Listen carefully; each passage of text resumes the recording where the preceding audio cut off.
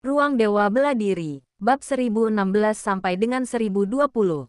Bab 1016 5 teratas yang muncul secara berurutan. Pangeran Racun telah mati. Pangeran Racun telah mati. Semua orang terkejut. Suasananya sangat hening. Semua orang tercengang menatap dengan tercengang pada Pangeran Racun yang telah terbelah menjadi dua dan terbakar hangus. Pangeran Racun benar-benar terbunuh. Dan di depan mata semua orang. Meskipun benar bahwa di arena bela diri, tinju dan kaki bisa tidak terduga. Terutama dalam situasi berbahaya seperti itu benar-benar pertarungan sampai mati. Pembaruan bab novel tercepat. Jika Ye Xiwen tidak membunuh Pangeran Racun, maka Ye Xiwen lah yang akan mati. Tapi ini adalah Pangeran Racun, anak ajaib terbaik dari klan Naga Api Racun. Beraninya dia, seorang tetua dari klan Naga Api Beracun meraung tanpa henti, seolah-olah dia akan menjadi gila. Semua orang tahu bahwa tinju dan kaki tidak mengenal mata di arena, tetapi dia tidak pernah menyangka bahwa seseorang akan berani membunuh murid dari klan Naga Api Beracun mereka di arena. Ini juga merupakan pemahaman diam-diam di antara para penguasa utama. Bahkan ketika klan Buaya Racun Tanpa Bayangan berurusan dengan Sekte Guiyuan, itu dilakukan secara rahasia. Tidak pernah berani menunjukkan wajah mereka. Mati secara terbuka di depan semua orang benar-benar belum pernah terjadi sebelumnya. Bab-bab novel diperbarui paling cepat. Peristiwa ini bagaikan gempa bumi. Seketika menimbulkan kegemparan besar di hati setiap orang yang berada di tribun. Keberanian anak ini sungguh keterlaluan. Sangat arogan, sangat sombong. Kata-kata pun tak mampu menggambarkannya. Klan Naga Api Beracun adalah kekuatan dominan yang sangat besar di Laut Yunsing. Bahkan melampaui klan Buaya Beracun Tanpa Bayangan dengan selisih yang signifikan. Membunuh satu pangeran buaya saja tidak cukup, kita juga harus membunuh Pangeran Racun. Mungkinkah anak ini benar-benar seorang pembunuh jenius seperti yang disebut-sebut itu? Keberaniannya sungguh mencengangkan. Namun, sebagian orang tampaknya tidak peduli. Anehkah jika demikian? Dia sudah membunuh Pangeran Buaya. Jadi membunuh Pangeran Racun lainnya hanyalah hal yang mudah. Sepele saja. Sebelum mereka sempat bereaksi, para ahli dari klan Naga Api Beracun tidak lagi mampu menahan diri. Mereka hendak bergegas keluar dari ruangan ini untuk membunuh Ye Xiwen sepenuhnya. Namun, para ahli dari Sekte Guiyuan bereaksi cepat dan menghentikan mereka. Apa yang diinginkan Sekte Guiyuanmu? Apakah kalian mencoba menghentikan kami? Apa yang ingin kamu lakukan? Tidak ada mata di dalam ring. Jadi apa anehnya jika seseorang meninggal? Aku tak peduli dengan arena atau apapun. Dia telah membunuh Pangeran Racun kita. Dan aku akan membuatnya membayar dengan nyawanya. Jadi, klan Naga Api Beracunmu ingin melanggar aturan yang telah berlaku selama ribuan tahun. Menghadapi serangan agresif dari para ahli klan Naga Api Beracun, para pemimpin Sekte Guiyuan menolak untuk menyerah sedikit pun, yang mengejutkan banyak orang. Apakah para ahli Sekte Guiyuan ini entah bagaimana menjadi begitu pantang menyerah? Ini tidak seperti gaya mereka biasanya. Meskipun keduanya adalah penguasa Laut Yunsing, para penguasa manusia, sebagai orang luar, cenderung agak lemah. Kecuali jika didesak hingga batas ekstrim, mereka jarang memutuskan hubungan dengan para penguasa laut. Meskipun hal ini juga disebabkan oleh fakta bahwa umat manusia berada dalam posisi yang sangat tidak menguntungkan di lautan yang tak berujung. Hal ini juga membuat para ahli ras laut bertindak lebih otoriter. Sekarang, Sekte Guiyuan sedang berkonfrontasi dengan klan Naga Api Beracun terkait masalah Ye Xiwen, dan bahkan rela mempertaruhkan klan Buaya Beracun Tanpa Bayangan. Ini sangat berbeda dari citra mereka. Biasanya, mengapa demikian? Klan Naga Api Beracun berani bersikap arogan karena mereka yakin Sekte Guiyuan tidak akan sepenuhnya memutuskan hubungan dengan mereka terkait masalah Ye Xiwen. Lagi pula, mereka telah kehilangan seorang jenius. Adakah hal yang lebih serius dari itu? Dengan kata lain, klan Naga Api Beracun mereka memiliki fondasi yang kuat. Jika itu adalah kekuatan lain, kematian seorang jenius akan berarti satu generasi tanpa pemimpinnya, yang akan menjadi masalah yang sangat serius bagi kekuatan manapun. Namun, ketika Sekte Guiyuan mengambil sikap siap bertempur, mereka benar-benar kebingungan. Apakah kita harus berkonflik sepenuhnya dengan mereka di sini? Dalam hal itu, mereka mungkin tidak memiliki peluang untuk menang. Orang lain mungkin terpengaruh oleh citra arogan makhluk laut, tetapi apakah mereka tidak menyadarinya? Keangkuhan mereka selama bertahun-tahun sebagian besar disebabkan oleh toleransi dari beberapa penguasa manusia. Namun, toleransi bukan berarti kekuatan mereka lebih rendah daripada kekuatan mereka sendiri. Jika tidak, mengingat sifat mereka yang arogan dan mendominasi, bagaimana mungkin mereka membiarkan beberapa kekuatan manusia menjadi penguasa yang setara dengan mereka? Namun, jika dibandingkan dengan ras pelaut, ras manusia jauh lebih sederhana. Namun, seekor harimau tetaplah seekor harimau. Sekalipun ia tampak tenang dalam kehidupan sehari-hari, ia tetaplah seekor harimau, dan esensinya tidak akan banyak berubah. Memikirkan hal ini, mereka tiba-tiba menjadi ragu. Sayangnya, tak seorang pun dari mereka memiliki kemampuan untuk menanggung konsekuensi dahsyat dari perang antara kedua ras tersebut. Mereka hanya bisa memandang para ahli sekte Guiyuan dengan rasa kesal, berpikir bahwa mereka harus membalas dendam setelahnya. Anak ini sama sekali tidak boleh dibiarkan hidup. Pada saat ini, mereka memiliki pemikiran yang sama dengan para ahli dari klan buaya racun tanpa bayangan. Bukan hanya karena dia membunuh pangeran racun, tetapi juga karena dia membunuh pangeran racun. Di antara para master muda ini, kesenjangan keterampilan tidak terlalu besar. Beberapa dapat mengalahkan yang lain, tetapi mampu mengalahkan mereka hanyalah itu, mampu mengalahkan mereka. Itu tidak berarti mereka dapat membunuh mereka.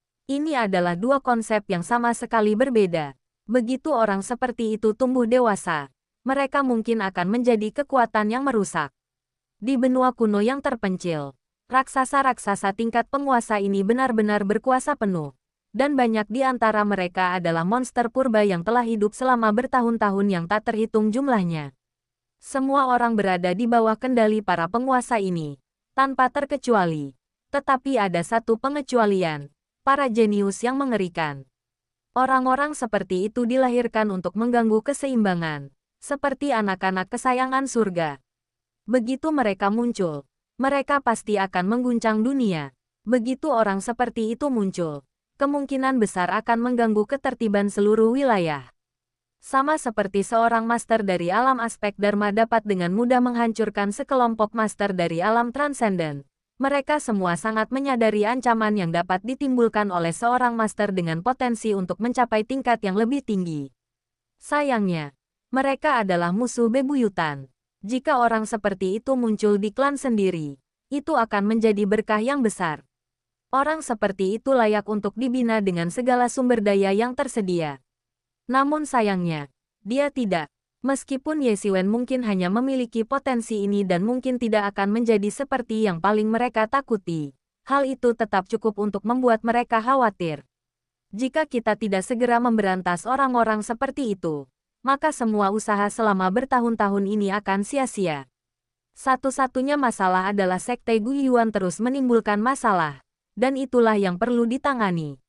Namun mereka tidak percaya bahwa sekte Guiyuan dapat melindunginya dengan baik selama sisa hidupnya. 10 tahun, 50 tahun, 100 tahun, selalu ada kesempatan. Terlepas dari keheranan semua orang, dia memang berhasil membunuh pangeran racun. Ini adalah master pertama dari 10 master teratas yang gugur.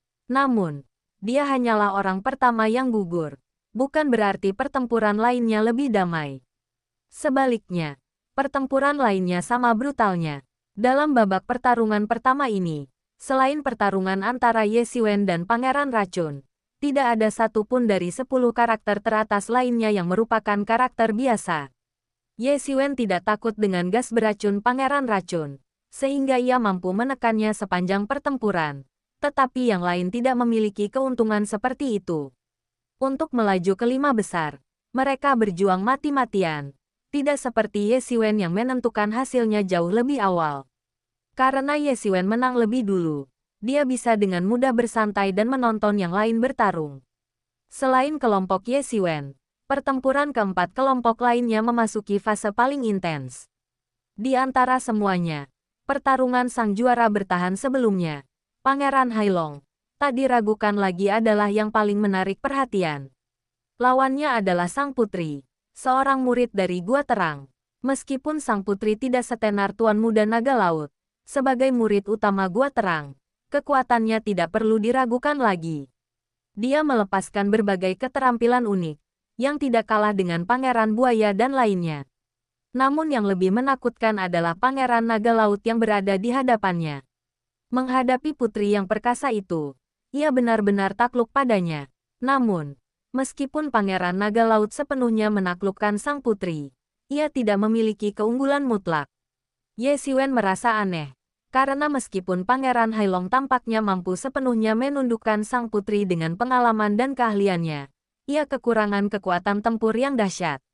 Dengan kata lain, meskipun ia mampu mengalahkan sang putri, ia tidak menunjukkan kekuatan tempur yang dominan. Ini tidak sesuai dengan informasi yang diketahui Ye Xiwen tentang Tuan Muda Hailong. Di antara 10 master teratas dari kompetisi sebelumnya, peringkatnya tidak begitu pasti karena setiap orang memiliki pendapatnya masing-masing. Namun, ada satu orang yang peringkatnya selalu pasti, Tuan Muda Hailong. Dia adalah juara yang tak terbantahkan, dan bahkan klan laut pun tidak menyangkal hal ini. Namun, dilihat dari pertempuran hari ini, Pangeran Hailong tidak menunjukkan kekuatan tempur yang begitu dominan. Mungkinkah kemajuannya selama bertahun-tahun belum cukup pesat? Ye Xiwen agak bingung. Tetapi hanya itu saja. Selemah apapun Pangeran Hailong, tidak mengherankan jika pada akhirnya dia akan mengalahkan sang putri. Sang putri benar-benar lebih rendah dari Pangeran Hailong dalam segala hal dan tidak memiliki keunggulan sama sekali. Kegagalan tak terhindarkan. Dari 5 besar, selain dirinya, orang pertama yang menentukan pemenang seharusnya adalah Tuan Muda Hailong. Dia cukup yakin akan hal itu. Setelah hasil pertempuran ini ditentukan, Ye Xiwen kehilangan minat dan mengalihkan pandangannya ke tempat lain. Yang langsung menarik perhatiannya adalah pertempuran antara Pei Xingchen dan Tuan Muda Yan, yang telah mencapai tahap paling intens, dengan keduanya berlumuran darah. Suasana membeku sesaat. Dia tahu betul kekuatan Pei Xingchen, tetapi Tuan Muda Yan juga bukan orang biasa, mampu melawan Pei Xingchen sampai sejauh ini. Bab 1017 Pertarungan dengan Bayangan Buaya. Selain pertarungan antara Pei Xingchen dan Tuan Muda Yan, ada juga pertarungan antara Jian Wushuang dan Hai Wuliang, yang telah mencapai puncaknya. Namun, dibandingkan dengan pertarungan yang seimbang antara Pei Xingchen dan Tuan Muda Yan, pertarungan mereka jauh lebih berdarah. Jian Wushuang adalah seorang pendekar pedang yang menekankan keberanian yang tak tergoyahkan dan keyakinan bahwa dengan pedang di tangan, dia tak terkalahkan. Dia tidak berniat mundur dan mengabaikan pertahanan, membuat serangannya sangat tajam. Namun, Hai Wuliang mau tak mau mendapati dirinya berada dalam posisi yang kurang menguntungkan melawan pendekar pedang murni seperti itu. Atau lebih tepatnya, ia kesulitan beradaptasi dengan gaya bertarung ini. Bab novel diperbarui paling cepat. Menurut Ye Xiwen, meskipun Hai Wuliang juga sangat kuat, dia mungkin bukan tandingan Jian Wushuang. Menghadapi lawan yang tak terkalahkan seperti itu, kecuali kekuatan seseorang jauh melampauinya, hanya seorang seniman bela diri dengan tingkatan yang sama seperti Ye Xiwen, yang mahir dalam serangan dan pertahanan, yang dapat menekan seorang kultivator pedang. Kemudian Ye Xiwen mengalihkan pandangannya ke sisi lain, tempat bayangan buaya bertarung melawan paus tanpa penyesalan. Pertempuran ini bahkan lebih sengit. Paus tanpa penyesalan telah terkenal selama bertahun-tahun, dan kekuatannya tidak perlu diragukan lagi. Meskipun bayangan buaya telah bersembunyi selama bertahun-tahun, ini hanya berarti dia tidak menunjukkan wajahnya di depan umum. Namun, sumber daya yang dia terima tidak kurang dari yang diberikan kepada Pangeran Buaya. Bahkan, karena dia tidak bisa menunjukkan wajahnya, dia hanya bisa berkultivasi dengan giat. Dalam hal kekuatan, dia mungkin bahkan satu tingkat di atas Pangeran Buaya.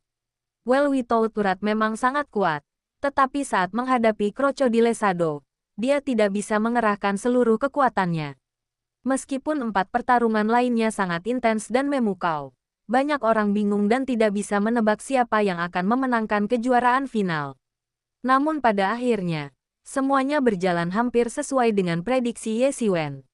Selain dia, Orang kedua yang mengalahkan lawannya adalah Pangeran Hailong.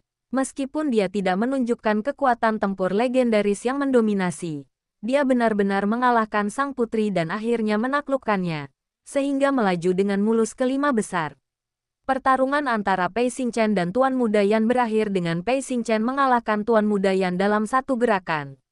Namun, pertarungan yang seimbang ini membuat Pei Xingchen terluka parah. Meskipun ia berhasil naik ke peringkat 5 besar, ia jelas tidak mampu bersaing untuk peringkat yang lebih tinggi. Pei Xingchen juga dengan tegas dan langsung mengumumkan pengunduran dirinya, tanpa ragu-ragu atau ambiguitas. Di dua grup lainnya, Crocodile Shadow dan SWORD Warrior sama-sama keluar sebagai pemenang. Peringkat tersebut menimbulkan kehebohan, terutama di kalangan makhluk laut. Rasanya seperti gelombang pasang, jika Pei Xingchen, yang sudah mengundurkan diri dari kompetisi, dimasukkan. Itu berarti 4 dari 5 peringkat teratas adalah manusia, sementara makhluk laut hanya memiliki bayangan buaya sebagai satu-satunya perwakilan mereka. Ini tidak dapat diterima. Perlu dicatat bahwa ini adalah situasi yang belum pernah terjadi sebelumnya. Bahkan jika 10 besar disertakan, perlombaan laut tidak diuntungkan. Ini belum pernah terjadi sebelumnya dalam sejarah. Bahkan pada titik terburuk di masa lalu, makhluk laut dan manusia memiliki kekuatan yang seimbang, dan terkadang makhluk laut bahkan unggul. Lagi pula, ras-ras laut merupakan gabungan dari banyak kelompok yang berbeda. Hanya umat manusia yang merupakan satu kelompok tunggal yang bersatu. Ini belum pernah terjadi sebelumnya, tapi sekarang sudah terjadi. Keributan besar pun terjadi, namun, tak seorang pun meragukan keadilannya. Karena ini adalah aturan yang telah dikembangkan selama bertahun-tahun, dan tak seorang pun dapat mengubahnya. Karena jika ketahuan, seseorang akan menghadapi murka 6 penguasa yang berkuasa. Dengan kata lain, semua ini terjadi secara alami. Banyak makhluk laut seketika diliputi rasa takut. Mungkinkah ini awal dari kebangkitan kembali umat manusia? Meskipun mereka semua menyebut diri mereka makhluk laut, pada dasarnya mereka adalah kelompok-kelompok yang berbeda. Dengan kata lain, secara keseluruhan, mereka dapat menyaingi umat manusia. Tetapi jika mereka terpecah menjadi kelompok-kelompok terpisah, mereka akan sangat rentan di bawah tekanan besar umat manusia. Kekuatan utama umat manusia bukanlah terletak di lautan yang tak berujung, melainkan di benua kuno, yang merupakan tempat yang benar-benar cocok bagi manusia untuk hidup dan berkembang biak. Namun, terlepas dari keadaan apapun, peringkat sudah dirilis dan tidak ada ruang untuk perubahan. Di lapangan, keempat finalis sudah berbaris dan berdiri dalam formasi. Ketiga manusia muda itu, Hailong Gongzi, Jian Wushuang, dan Ye Xiwen, tentu saja berdiri bersama. Sementara di sisi lain, Crocodile Shadow berdiri sendirian, tampak agak kesepian. Namun, Crocodile Shadow sama sekali tidak peduli. Dia tidak mempedulikan hal-hal seperti itu. Tatapannya terus menyapu ketiga orang itu, dan senyum dingin terlintas di bibirnya saat dia berkata, "Lalu kenapa kalau aku satu-satunya yang tersisa? Lalu kenapa kalau 4 dari 5 besar adalah manusia? Selama aku memenangkan kejuaraan dan menjadi orang muda nomor 1 di wilayah Laut Yunsing, apa bedanya berapa banyak orang yang berada di 5 besar?" Justru karena ia telah dipinggirkan selama bertahun-tahun, ia sangat memahami bahwa apa yang disebut beberapa orang itu tidak berarti apa-apa. Orang hanya akan mengingat para pemenang, dan siapa yang akan mengingat para pecundang. Selama ia akhirnya memenangkan kejuaraan, orang tidak akan terkejut bahwa manusia menduduki 4 dari 5 posisi teratas, karena dialah yang terkuat. Kecemerlangannya saja sudah cukup untuk menutupi kehebatan orang lain. "Kakak Jian," Ye Xiwen melangkah maju dan berkata, "Aku terlalu terburu-buru sehingga tidak sempat berterima kasih padamu karena telah menyelamatkan nyawaku." Ye Xiwen merujuk pada saat Jian Wushuang menyelamatkannya dari cengkeraman Pangeran Buaya. Meskipun Jian Wushuang mungkin hanya menyukainya untuk sementara waktu, dan meskipun dia memiliki kemampuan untuk melarikan diri saat itu, fakta bahwa Jian Wushuang telah menyelamatkannya tidak dapat disangkal. Jian Wushuang hanya mengangguk, tatapannya tajam seperti pedang, dan berkata, "Aku tidak pernah membayangkan bahwa suatu hari kau akan berdiri di sini." Saat ia menyelamatkan Ye Xiwen, Ye Xiwen hanyalah orang biasa yang tidak ia anggap serius sama sekali. Seperti seorang pejalan kaki acak yang ia selamatkan di jalan. Ia tidak pernah membayangkan bahwa suatu hari nanti pejalan kaki ini akan mampu berdiri sejajar dengannya di tempat yang mewakili kehormatan tertinggi bagi generasi muda di wilayah Laut Yunsing. Haha, mereka semua adalah pahlawan ras manusia kita. Kita harus lebih dekat dengan mereka, kata Tuan Muda Hailong sambil tersenyum. Meskipun suaranya tidak keras, itu memberi orang perasaan seperti dimandikan oleh angin musim semi. Dibandingkan dengan gaya Pangeran Mahkota Buaya yang mendominasi, tidak diragukan lagi bahwa Tuan Muda Hailong jauh lebih unggul daripada Pangeran Mahkota Buaya. Kalian berdua adalah pahlawan luar biasa dari ras manusia saya, dan saya menantikan untuk bertarung dengan kalian, kata Tuan Muda Hailong kepada mereka berdua. Meskipun dia sangat lembut, semangat bertarungnya sama sekali tidak lemah, dan dia sangat percaya diri. Inilah kepercayaan diri generasi muda yang telah mendominasi wilayah Laut Yunsing selama ratusan tahun. Aku tidak akan menunjukkan belas kasihan, kata Jian Wushuang dengan tenang. Jawaban Jian Wushuang singkat dan jelas, yang memang merupakan gayanya. Kalau begitu, mari kita berjuang habis-habisan, kata Ye Xiwen sambil tersenyum. Tak satu pun dari keempat orang yang telah sampai sejauh ini ingin menyerah di sini. Meskipun babak semifinal akan segera tiba untuk menentukan dua finalis, itu bukanlah masalah sama sekali bagi Ye Xiwen. Terlepas dari pertarungan yang terus-menerus dihadapinya, ia dilindungi oleh teknik generasi Phoenix Surgawi, yang memungkinkannya untuk mempertahankan kondisi puncaknya setiap saat. Pertempuran terus-menerus bukanlah masalah sama sekali baginya. Namun, bagi sebagian lainnya, ceritanya berbeda. Bukan karena mereka kekurangan teknik penyembuhan yang baik, tetapi mereka menghadapi lawan dengan kekuatan yang setara. Dan setiap pertempuran adalah pertempuran berdarah, yang mungkin membutuhkan waktu lama bagi mereka untuk pulih. Jika tidak, Pei Xingchen tidak perlu mundur tanpa daya. Dalam kondisinya saat ini, dia akan dikalahkan oleh siapapun. Jadi akan lebih baik baginya untuk mengakui kekalahan secara tegas dan tampil lebih gagah. Tak lama kemudian, hasil undian diumumkan. Tuan Muda Hailong berhadapan dengan Jian Wushuang. Sementara lawan Ye Xiwen tak lain adalah bayangan buaya. Tanpa ragu-ragu, keempatnya segera memasuki arena. Kita benar-benar bertemu secara tak sengaja, kata Krokodile Sado sambil menyeringai jahat. Sudah kubilang, nikmati napas terakhirmu sebelum mati. Sama seperti saat kau membunuh Poison Prince. Nasibmu hari ini akan sama seperti nasibnya. Apa? Kau ingin membalaskan dendamnya? Kata Ye Xiwen dengan tenang, seolah tidak mempedulikan ancaman bayangan buaya itu. Apa urusanku apakah si idiot itu hidup atau mati? Bagiku, kalian semua akan mati. Aku akan memanjat ke puncak melewati mayat-mayat kalian dan memberitahu orang-orang tua itu betapa salahnya keputusan mereka. Kata bayangan buaya dengan dingin. Sebelum Ye Xiwen sempat bereaksi terhadap kata-kata Krokodile Sado, para tetua klan buaya beracun tanpa bayangan di platform awan mulai membuat keributan. Dasar bajingan tak tahu terima kasih. Banyak orang dalam kelompok itu memiliki pemikiran yang sama, tetapi tidak ada cara lain. Di antara generasi muda klan buaya racun bayangan, hanya buaya bayangan yang layak disebut. Jika bahkan buaya bayangan pun gugur, maka generasi muda tidak akan mampu menemukan pemimpin. Jadi, ketika dihadapkan dengan kata-kata Krokodile Sado yang jelas-jelas memalukan, mereka tak berdaya dan hanya bisa berpura-pura tidak mendengar dan menatap kosong.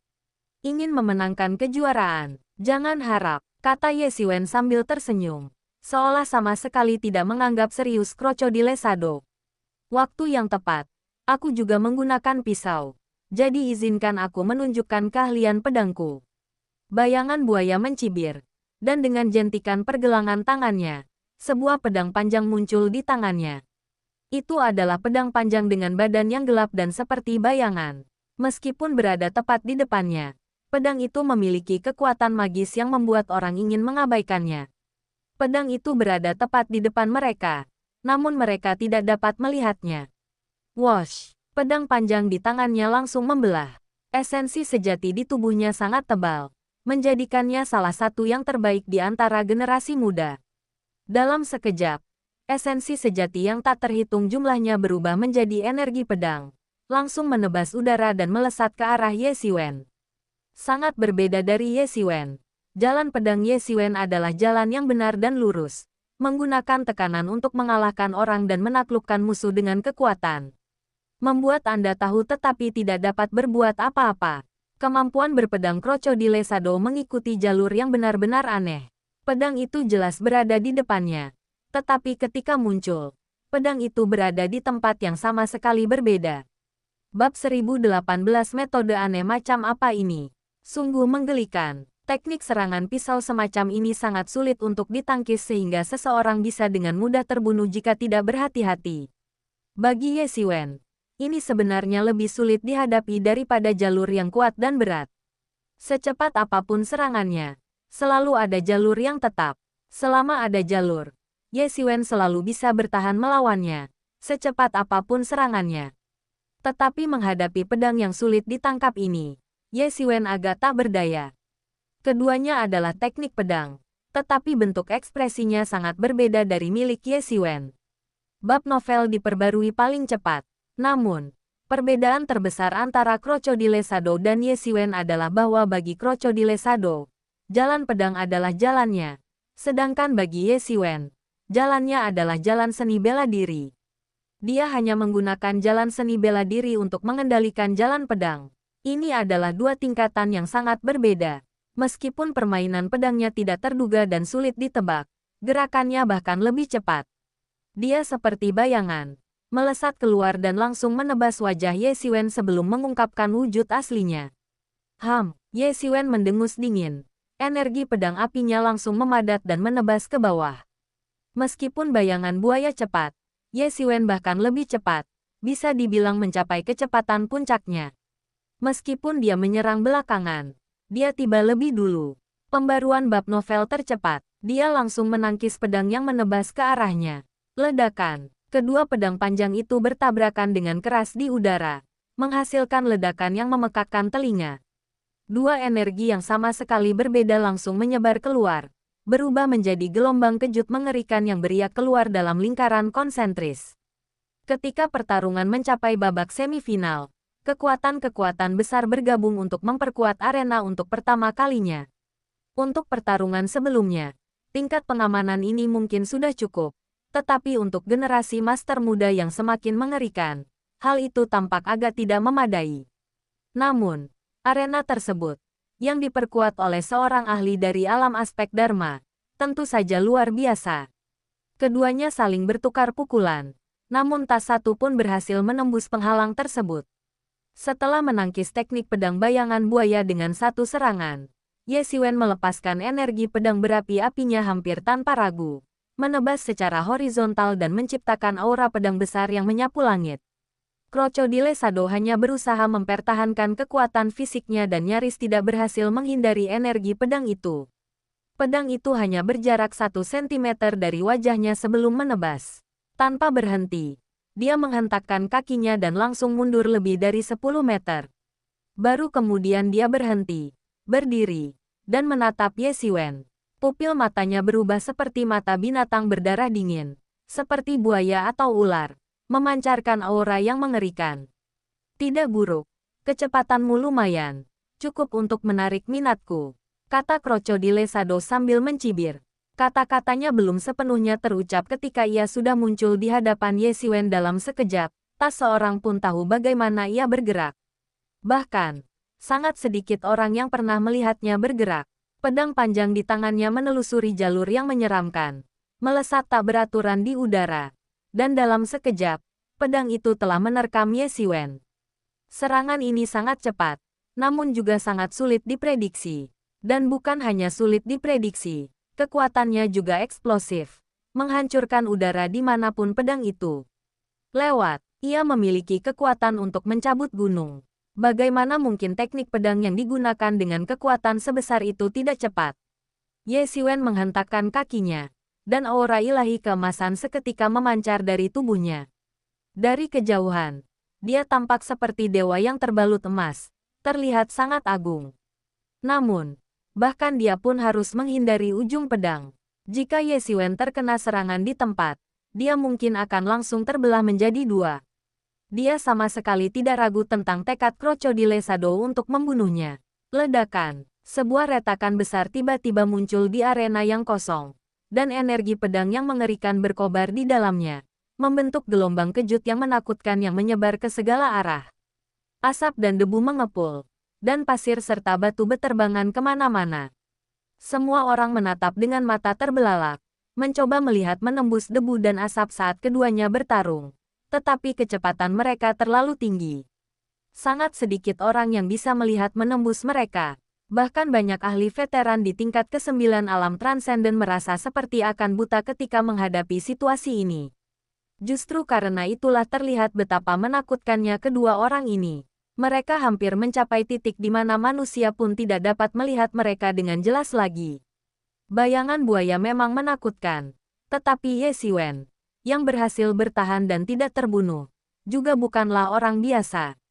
Mereka baru berlatih kultivasi selama beberapa tahun, namun mereka sudah sangat kuat. Jika mereka diizinkan untuk terus berlatih kultivasi, tingkat kekuatan mengerikan apa yang akan mereka capai. Terutama Ye Xiwen, dia sudah sangat luar biasa di tingkat ke-6 alam transenden. Jika dia mencapai tingkat ke-9 alam transenden, bukankah para ahli di alam aspek Dharma pun tidak akan mampu menandinginya? Itu sungguh menantang takdir. Di mata mereka yang dapat melihat dengan jelas, di tengah debu dan asap, bayangan buaya menebas Ye Xiwen dengan pedangnya.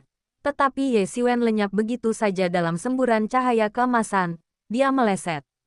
Jelas bahwa meskipun tebasan Crocodile Shadow cepat dan tak terduga, Ye Xiwen juga bukan lawan yang mudah dikalahkan.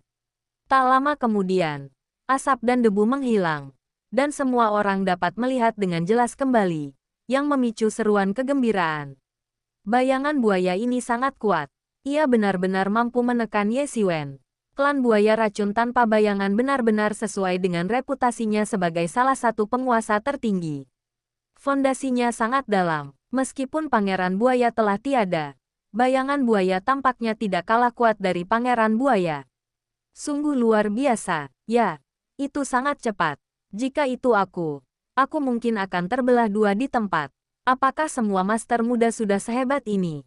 Kesempatan apa yang kita, para master yang lebih tua, miliki? Kecepatanmu tidak ada yang istimewa.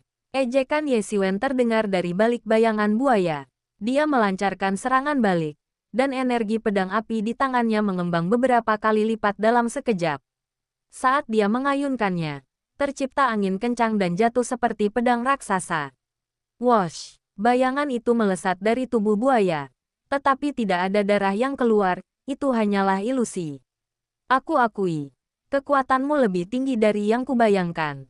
Sulit membayangkan siapapun mampu menandingi kecepatanku sampai batas tertentu. Tetapi kau telah melakukannya. Untuk itu, kau patut bangga. Bayangan buaya muncul di udara dengan senyum dingin dan melancarkan serangan lain. Hampir seketika, mereka menerkam Ye Xiwen. Berniat membunuhnya, tidak memberinya kesempatan untuk bernapas. Sombong, apa kau tidak takut mengambil risiko yang terlalu besar? Ye Xiwen mencibir.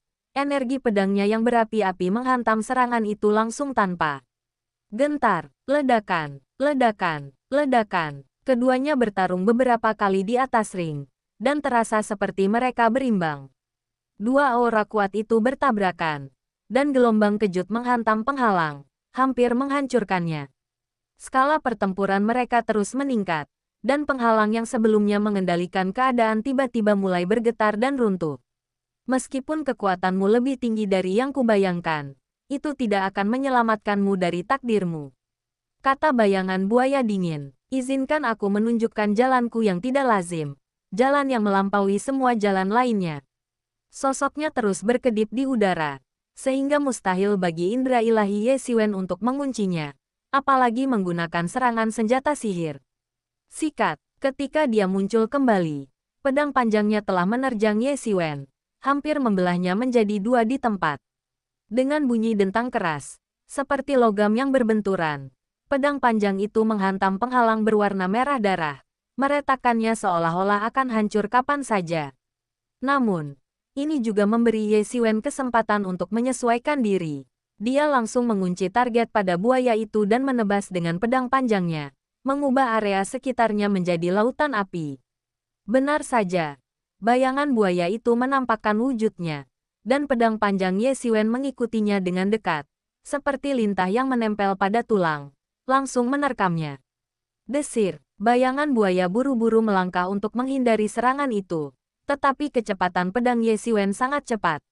Meskipun kemampuan pedangnya tidak secepat bayangan buaya, dia tetap selangkah lebih maju dari bayangan buaya dalam hal kecepatan, benar-benar mengalahkannya.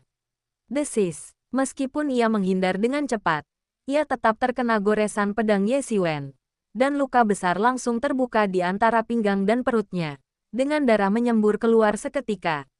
Wajahnya memucat, mungkin karena dia tidak menyangka Ye Xiwen benar-benar berhasil membunuhnya. Dialah yang selalu mengambil inisiatif untuk menyerang, dan kemampuan pedangnya begitu hebat sehingga tak seorang pun mampu bertahan melawannya. Mereka semua terbunuh olehnya dengan satu serangan, dan dia sendiri tidak pernah menjadi pihak yang terbunuh. Namun serangan itu begitu cepat sehingga jika itu orang lain, mereka mungkin sudah terbelah menjadi dua. Kau sungguh. Bayangan buaya menatap Ye Xiwen dengan tak percaya. Metode sesat macam apa yang kau gunakan? Itu hanyalah praktik-praktik sesat dan tidak ortodoks. Namun kau berani berpikir kau bisa berada di atas semua jalan lain. Sungguh menggelikan. Ye Xiwen mencibir. Tidak peduli metode sesat macam apa yang kau miliki. Di bawah ilmu bela diri jujur dan terhormatku, kalian semua akan hancur. Meskipun mereka baru saja berbentrok, Ye Xiwen sudah menemukan cara untuk menghadapi bayangan buaya. Tipu daya bayangan buaya memang luar biasa. Bahkan Ye Xiwen pun tidak bisa menguncinya dengan indera ilahinya. Dia harus menunggu sampai makhluk itu menerkam tepat di depannya sebelum dia bisa bertahan dan melakukan serangan balik. Sungguh sulit untuk menghadapinya. Namun, daripada mencoba mencari cara untuk menghadapi trik semacam itu dan dipandu begitu saja, lebih baik mengikuti ritme Anda sendiri. Di hadapan jalannya yang lurus dan benar, semua tipu daya dan metode yang tidak lazim hanyalah awan yang berlalu begitu saja. Sekalipun itu pertarungan yang melelahkan, Crocodile Shadow tidak bisa mengalahkannya. Dia tidak akan terluka parah oleh pisau, tetapi Crocodile Shadow akan terluka parah meskipun dia tidak mati. Itulah keunggulan terbesarnya, keunggulan yang tak tertandingi. Bab 1019 melaju ke babak final. Inilah juga keunggulan Ye Xiwen sebagai seorang polimat. Dia tidak memiliki kelemahan. Setiap aspek kemampuannya adalah kekuatan, dan dia tidak kalah dari siapapun. Ye Xiwen telah memutuskan untuk tidak dipimpin olehnya, tetapi untuk bermain dengan caranya sendiri. Saat menghadapi lawan yang sangat terampil, hal terpenting adalah menemukan ritme Anda sendiri. Siapapun yang dapat menemukan ritmenya sendiri akan menjadi pihak yang tertawa terakhir. Wajah Crocodile Shadow pucat pasi. Serangan ini langsung menghancurkan metode-metodenya yang tidak lazim, dan itulah aspek yang paling menakutkan. Metode-metodenya yang konon unggul dan tidak lazim itu tampak sangat menggelikan di hadapan Ye Xiwen. Bab-bab novel diperbarui paling cepat. Ciri paling menonjol dari metode-metodenya yang tidak lazim adalah sifatnya yang sulit dipahami dan tidak terduga. Namun, jika lawan sama sekali tidak peduli, maka tidak ada yang bisa dilakukan. Saat menghadapi seorang ahli dengan kekuatan fisik yang luar biasa kuat, sungguh menjengkelkan ketika Anda bahkan tidak bisa melukainya dengan satu serangan pun. Yang lebih menakutkan lagi adalah ahli tersebut juga sangat cepat, mampu membalas satu serangan dengan serangan lainnya. Jika Ye Xiwen baik-baik saja, dia akan kelelahan sampai mati. Barulah saat itu ia memahami ketidakberdayaan Pangeran Racun. Alasan mengapa ia benar-benar kalah telak dari Ye Xiwen adalah karena ia tidak mampu melampaui Ye Xiwen dalam aspek apapun. Itu seperti seekor anjing yang mencoba menggigit landak, tidak mampu menemukan cara untuk menyerang. Pembaruan bab novel tercepat. Bagus sekali. Bagus sekali. Kau lebih kuat dari yang kukira. Dan kau pantas mendapatkan perhatian seriusku. Kata Crocodile Shadow dingin. Kau jauh lebih lemah dari yang kubayangkan. Bahkan lebih lemah dari Pangeran Buaya. Kau hanyalah nama tanpa substansi. Kata Ye Xiwen dengan tenang. Mata Crocodile Shadow yang seperti buaya tiba-tiba menyipit tajam. Kata-kata, bahkan tidak sebaik Crocodile Prince, langsung memprovokasinya. dan wajahnya langsung muram. Dia tidak sebaik Pangeran Buaya. Inilah kelemahan terbesarnya dan kebencian terbesar di hatinya. Hanya sebuah nama, cahaya menyilaukan menyembur dari bayangan buaya. Seketika melesat ke langit. Aura dahsyatnya menyapu angkasa. Itu menakutkan. Aura yang sangat menakutkan. Di tribun, seorang master tingkat ke-9 dari alam transenden menjadi pucat pasi saat menyaksikan pemandangan ini. Aura yang terpancar dari bayangan buaya terlalu menakutkan. Jika aura itu dilepaskan padanya, dia ragu apakah dia mampu menahan satu serangan pun. Bahkan, dia tidak yakin bisa menahan satu serangan pun, karena aura itu terlalu menakutkan. Keduanya adalah ahli di tingkat ke-9 alam transenden, tetapi perbedaan kekuatan mereka adalah ini telah mencapai tingkat yang tak terbayangkan. Lalu dia menatap sosok itu, yang baru berada di tingkat ke-6 alam transenden, namun tetap tenang dan terkendali. Tiba-tiba dia merasakan penuaan. Benarkah sekarang era generasi muda? Aura bayangan buaya, seperti gelombang pasang, menyapu Ye Xiwen, tidak memberinya kesempatan untuk bernapas dan bermaksud untuk menghancurkannya sepenuhnya. Dia menyadari bahwa dia lebih kuat dari Ye Xiwen dalam beberapa hal, yaitu tingkat kultivasinya 3 alam lebih tinggi dari Ye Xiwen. Mungkin Ye Xiwen dapat menutupi beberapa kekurangan tersebut dengan kemampuan bertarungnya. Namun, perbedaan ini tidak dapat disangkal. Jika sesuatu itu ada, maka itu adalah kerentanan, dan kerentanan dapat dieksploitasi. Menghadapi gelombang energi yang luar biasa ini, Ye Xiwen tanpa ragu melepaskan tebasan dengan tangannya. Gelombang energi pedang ini segera menghancurkan aura yang dahsyat itu, melaju tanpa hambatan dan tak terhentikan. Mati, mata krokodil Shadow agak merah. Dia benar-benar terprovokasi oleh Ye Xiwen. Jika itu hanya orang biasa yang mengatakan ini, dia bahkan tidak akan peduli. Dia telah lama menunggu kejatuhan Pangeran Buaya, kejatuhan musuh bebuyutannya. Hatinya sudah lama sekeras batu. Namun, orang yang mengatakan ini tidak lain adalah orang yang sendirian menyebabkan kematian musuh bebuyutannya. Bahkan, dapat dikatakan bahwa jika dia tidak membunuh Pangeran Buaya, dia tidak akan pernah memiliki kesempatan untuk meraih ketenaran. Jika Pangeran Buaya adalah lawan yang telah dikalahkannya, maka yang dia maksudkan dengan mengatakan ini adalah bahwa Pangeran Buaya adalah lawan yang dikalahkan dari lawannya yang telah dikalahkan, yang sangat menyakitinya. Buaya mengaum di seluruh dunia. Sikat, sosoknya melesat. Kecepatannya meningkat drastis. Pedang panjang di tangannya seketika memancarkan aura pedang yang mengerikan. Melesat seperti buaya raksasa yang membuka mulutnya yang merah darah, siap menelan Ye Xiwen hidup-hidup. Semua orang menahan napas dalam keheningan, seolah-olah seluruh adegan itu membeku dalam waktu. Semua orang dapat merasakan kekuatan mengerikan yang terpancar dari satu serangan ini. Kekuatan yang begitu menakutkan sehingga seolah mampu menghancurkan langit dan bumi. Rasanya juga seperti seekor buaya purba yang ganas telah bangkit kembali, siap melahap dunia dalam sekali telan. Hancurkan, Ye Xiwen meraung, menebas dengan pedang panjangnya yang berapi-api, melepaskan semburan energi pedang berapi yang mengerikan yang membakar udara di tengah jalan, menciptakan zona seperti ruang hampa. Ledakan. Dua serangan mengerikan itu bertabrakan secara tiba-tiba.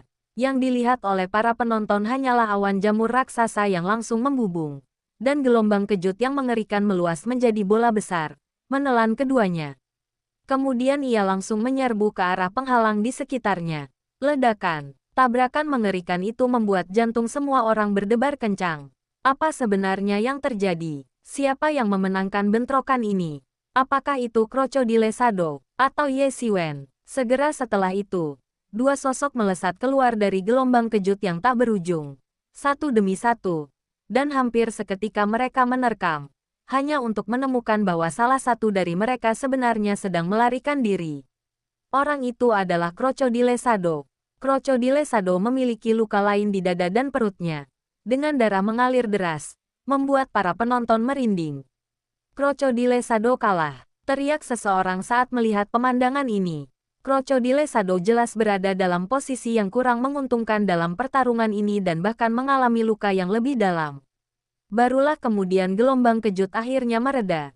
dan semua orang dapat melihat seluruh kejadian. Arena telah runtuh sepenuhnya, dan bahkan penghalang di sekitarnya pun retak di beberapa tempat. Orang bisa membayangkan betapa mengerikannya pertempuran antara keduanya. Ye Siwen kemudian mengejarnya. Mustahil. Mustahil. Bagaimana mungkin aku kalah darimu?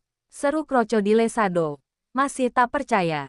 Teknik buaya pemakan dunia. Ku sudah mencapai level tertinggi. Bagaimana mungkin teknik itu tidak bisa mengalahkanmu?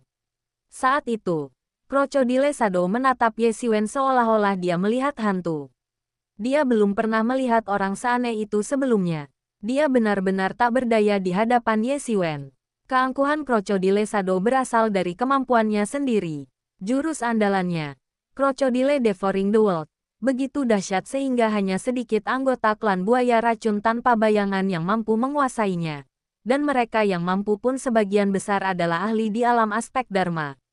Bisa dibayangkan betapa hebatnya kaisarnya. Hanya itu saja, Ye Siwen mencibir. Baru saja, dia melepaskan api aneh dengan satu serangan, membakar Krokodile Devouring the World hingga menjadi abu. Meskipun itu menghabiskan sedikit api aneh yang tersisa, itu sepadan, karena telah melukai Krokodile Shadow dengan parah. Api aneh yang tersisa tidak cukup untuk dia gunakan lagi. Butuh waktu untuk memeliharanya secara perlahan. Namun, berbagai hal terjadi berturut-turut, dan dia tidak punya waktu untuk beristirahat, apalagi memiliki cukup waktu untuk memelihara api aneh itu. Setelah menggunakannya beberapa kali berturut-turut, api aneh itu ternyata tidak cukup. Dia melesat dengan sangat cepat, kecepatannya begitu tinggi sehingga mengejar bayangan buaya yang telah ia lukai parah bukanlah masalah sama sekali. Sialan, buaya bayangan meraung dan menebas ke bawah dengan pedang cahaya. Seperti sambaran petir aneh, langsung mengenai Ye Siwen. Serangan ini seolah membelah langit dan bumi, mengungkap misteri mendalam tentang hidup dan mati. Dalam keputusasaannya, Krokodile Shadow hampir sepenuhnya mengintegrasikan pemahamannya tentang ilmu pedang ke dalam serangan ini. Serangan ini memang sangat dahsyat, seketika menimbulkan riak di ruang sekitarnya. Fakta bahwa serangan ini dapat menyebabkan fluktuasi spasial menunjukkan betapa mengerikannya serangan ini. Meskipun dieksekusi dengan tergesa-gesa, Ye Siwen sama sekali tidak meremehkannya. Ye Siwen menginjak gelombang emas. Sosoknya seketika berubah menjadi bola cahaya emas, menghindari energi pedang, lalu melepaskan tebasan lainnya. Bang! Krokodile Shadow terpukul tepat di tempat. Tubuhnya hampir terbelah dua, dan darah menyembur keluar. Para ahli dari klan buaya bayangan segera berdiri dari kursi mereka. Beraninya kau, mereka langsung meraung. Mengatakan bahwa kematian seorang pangeran buaya saja sudah cukup untuk menghancurkan hati mereka. Tetapi jika bayangan buaya juga binasa, mereka, generasi muda, mungkin benar-benar tidak akan dapat menemukan seorang pemimpin. Namun, apakah Ye Siwen termasuk tipe orang yang akan mendengarkan mereka? Karena dia sudah membunuh satu pangeran buaya, apa salahnya membunuh bayangan buaya lainnya? Dia bertekad untuk memenangkan kejuaraan, dan tidak ada yang bisa menghentikannya. Selain itu, rencana jahat berulang-ulang klan buaya bayangan terhadapnya telah menyentuh titik sensitifnya. Meskipun biasanya ia tampak sebagai orang yang sangat lembut, mereka yang mengenalnya dengan baik tahu bahwa jika ia benar-benar marah, ia bisa menjadi individu yang tak kenal takut. Jika langit mencoba menghentikanku, aku akan merobeknya. Apa yang harus kutakutkan? Ye Siwen meraung, menghunus pedangnya dan menebas ke bawah lagi. Saat pedang itu melesat melewatinya, seberkas cahaya melintas, dan Krokodile Shadow diteleportasikan pergi. Pada saat yang paling genting, dia justru menghancurkan papan namanya dan berteleportasi pergi. Boom! Energi pedang Ye Siwen tidak mengenai bayangan buaya, melainkan langsung menghantam tanah, menciptakan retakan besar sepanjang puluhan meter. Dia benar-benar lolos. Ye Siwen akhirnya mengerti rasa frustrasi pangeran racun saat itu, menyaksikan tanpa daya saat daging gemuk yang berada dalam genggamannya lolos. Di luar arena, bayangan buaya yang telah diteleportasi keluar terlalu terluka untuk terbang di udara dan terjatuh. Pemandangan yang menyedihkan. Para tetua klan buaya bayangan menghela napas lega. Apapun yang terjadi, kelangsungan hidup buaya bayangan lebih penting daripada apapun. Adapun luka-lukanya, itu sama sekali bukan masalah bagi klan buaya bayangan yang kaya dan berkuasa. Namun, dengan Crocodile Shadow menghancurkan papan namanya dan melarikan diri, itu berarti Ye Xiwen telah memenangkan pertempuran terakhir dan berhasil melaju ke babak final. Bab 1020 Tuan Muda Hailong yang terluka parah. Ya Tuhan, siapa sebenarnya Ye Xiwen? Bagaimana dia bisa sekuat ini? Pertempuran ini di luar imajinasiku. Para tuan muda generasi ini sungguh terlalu kuat. Berapa banyak anak ajaib yang telah dikalahkannya? Pangeran Buaya, Pangeran Racun, Bayangan Buaya, mereka semua telah dikalahkan olehnya. Apakah dia berniat mempertahankan rekor tak terkalahkannya dan memenangkan kejuaraan? Seharusnya tidak seburuk itu. Lagi pula, kekuatan Tuan Muda Hailong sama sekali tidak kalah. Dia adalah juara di kompetisi terakhir, mengalahkan semua pesaing lainnya. Ini adalah bentrokan para raksasa, pertempuran tingkat tertinggi di antara generasi muda. Seluruh arena gempar. Semua orang telah menyaksikan kekuatan dahsyat Crocodile Shadow, tetapi ia dikalahkan hampir sepenuhnya oleh Ye Xiwen. Jika mereka dikalahkan setelah pertempuran berdarah, kerumunan mungkin tidak akan begitu antusias. Yang benar-benar membuat mereka antusias adalah Ye Xiwen telah mengalahkan mereka hampir tanpa kesulitan. Para ahli biasa di tingkat ke-9 alam transenden bukanlah tandingan bagi para jenius muda ini. Namun para jenius muda ini tak berdaya melawan Ye Xiwen. Bukankah ini membuat Ye Xiwen semakin menakutkan? Mungkinkah kekuatan tempurnya bukan hanya berada di tingkat ke-9 alam transenden, tetapi juga di alam aspek Dharma setengah langkah? Beberapa bahkan menduga bahwa jika seseorang di tingkat ke-9 alam transenden dapat memiliki kekuatan seperti itu akan terlalu luar biasa. Terlebih lagi, dia hanyalah seorang seniman bela diri di tingkat ke-6 alam transenden. Bukanlah berlebihan untuk menggambarkannya sebagai sosok yang luar biasa. Ye Xiwen telah menyelesaikan pertempurannya. Tetapi di sisi lain, pertempuran antara Hailong Gongzi dan Jian Wushuang telah mencapai jalan buntu. Menghadapi kultivator pedang, Jian Wushuang, yang serangannya tak tertandingi, Tuan Muda Hailong jelas tidak lagi setenang sebelumnya, dan bahkan menunjukkan tanda-tanda kewalahan oleh Jian Wushuang. Perhatian Ye Xiwen dengan cepat beralih ke satu-satunya pertarungan yang sedang berlangsung di arena. Hasil pertarungan mereka bahkan menentukan siapa yang akan maju ke final dan menghadapi Ye Xiwen dalam pertarungan penentu. Kerahkan seluruh kekuatanmu, atau kau tidak akan bisa mengalahkanku, teriak Tuan Muda Hailong. Dan dengan suara keras, seluruh energi sejati di tubuhnya tiba-tiba meledak. Energi sejati yang menakutkan itu melonjak keluar seperti samudera yang luas dan bergelombang, seketika menciptakan lingkaran konsentris seperti badai yang menyebar ke segala arah. Bahkan mata Ye Xiwen langsung menyipit.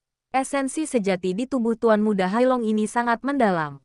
Jika dia tidak memiliki garis keturunan yang luar biasa seperti garis keturunan binatang bintang, esensi sejatinya sendiri akan jauh lebih rendah daripada milik Tuan Muda Hailong. Bahkan jika dia telah berkultivasi hingga tingkat ke-9 alam transenden, saya khawatir dia tidak akan melampaui level Tuan Muda Hailong. Konon, Pangeran Naga Laut memiliki darah ras naga, yang membuatnya jauh lebih kuat daripada orang biasa. Aku tidak tahu apakah itu benar atau tidak, kata seseorang, mengungkapkan sebuah legenda. Ada juga legenda yang mengatakan bahwa Pangeran Hailong ini memiliki garis keturunan manusia purba. Itulah sebabnya dia begitu istimewa. Banyak sekali diskusi yang terjadi di sekitarku. Ada banyak spekulasi dan keraguan tentang latar belakang Tuan Muda Hailong. Namun, terlepas dari keadaan apapun, Tuan Muda Hailong ini jelas bukan orang biasa. Jian Wushuang tetap tanpa ekspresi, tampak tidak terpengaruh oleh perubahan di hadapannya. Pedang panjangnya tiba-tiba terhunus, melepaskan bilah-bilah keras yang tak terhitung jumlahnya di udara seperti bunga teratai. Bilah-bilah ini kemudian menyapu Tuan Muda Hailong, menebas tanpa henti. Niat pedang ini semuanya telah terkondensasi menjadi bentuk fisik. Di mana ada cahaya pedang, di situ ada kondensasi niat pedang. Dalam sekejap, tampaknya hanya bayangan pedang, yang bergelombang ini yang tersisa di seluruh dunia. Domain Dao Pedang. Ye Xiwen tiba-tiba berdiri. Tidak menyangka bahwa si Kong Hao benar-benar telah memadatkan domain Dao Pedang. Di antara banyak bidang ilmu pedang, seperti para kultivator pedang, adalah bidang yang sangat kuat dan tak terkalahkan. Seperti pepatah mengatakan, dengan pedang di tangan, aku menguasai dunia. Para kultivator pedang yang telah menguasai seni ilmu pedang ini bahkan lebih sulit untuk dihadapi. Meskipun Jian Wushuang hanya memadatkan domain semu, itu sudah cukup untuk meningkatkan kekuatan tempurnya secara signifikan. Tiba-tiba, serangkaian seruan terdengar dari segala arah. Bukan hanya Ye Xiwen yang mengenali ranah pedang ini, banyak orang lain juga langsung mengenalinya. Mereka semua tercengang. Para jenius ini mengungkapkan kartu truf mereka satu persatu, yang membuat banyak orang merasa merinding. Mereka yang awalnya merencanakan sesuatu yang buruk tiba-tiba merasakan keringat dingin mengalir. Domain ilmu pedang ini saja sudah cukup untuk menyiksa mereka hingga mereka berharap mati saja. Ranah pedang menyapu, langsung menembus aura tebal Pangeran Naga Laut, dan hendak menebasnya. Boom! Tuan Muda Hailong juga langsung meledak.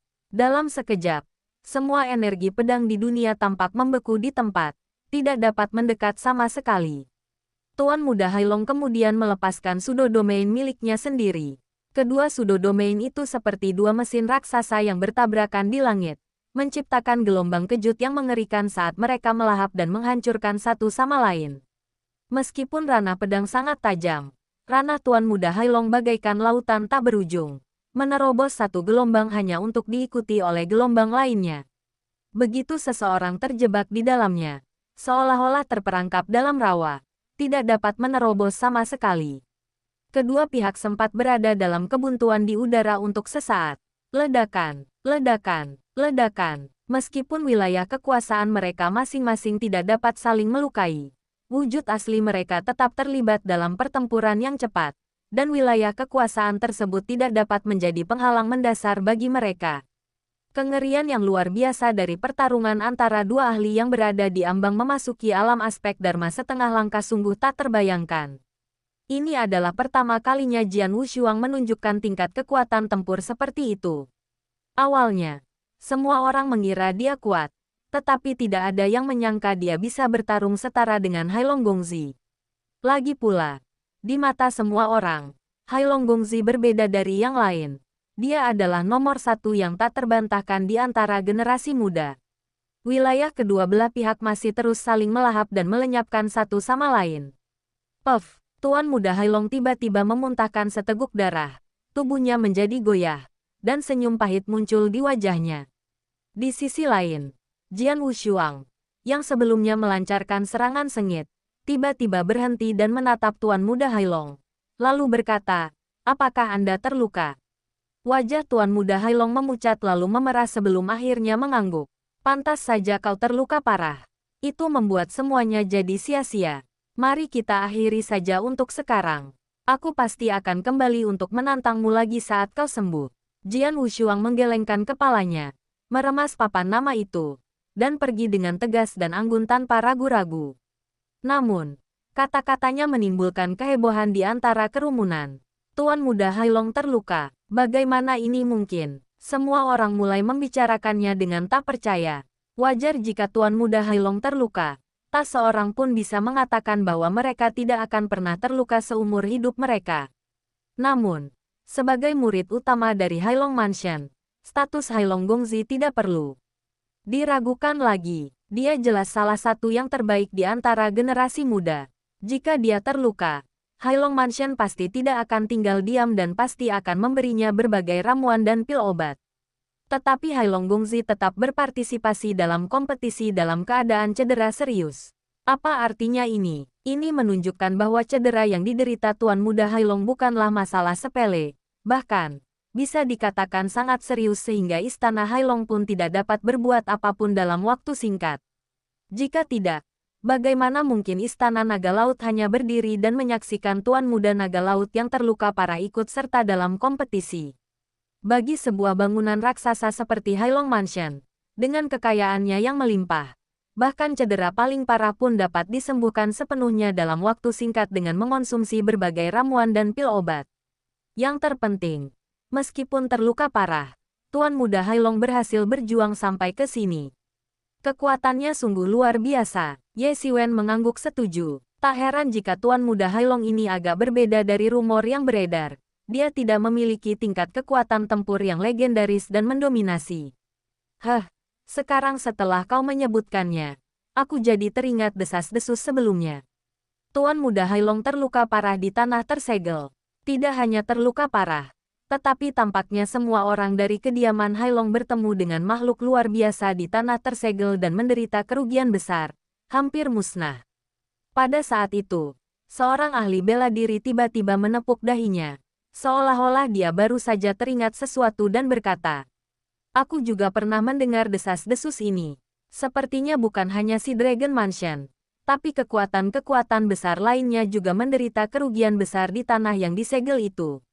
Seseorang mengingat dan berkata, "Tanah tersegel, kehidupan yang luar biasa. Mungkinkah itu Raja Iblis yang tiada tandingannya?" Ye Xiwen tiba-tiba teringat bahwa jika ada sesuatu di seluruh wilayah yang disegel yang dapat menyebabkan semua kekuatan besar menderita kerugian besar, selain binatang buas di menara penekan iblis, hanya iblis tak tertandingi itulah yang dapat melawan binatang buas itu hingga imbang. Jika memang benar itu adalah binatang buas yang ganas, maka hal itu menjelaskan mengapa semua pasukan utama mengalami kerusakan parah, dan bahkan tokoh kuat seperti Tuan Muda Hailong menderita luka yang sulit disembuhkan. Setelah mendengar ini, Ye Xiwen segera mengingat kembali situasi saat itu.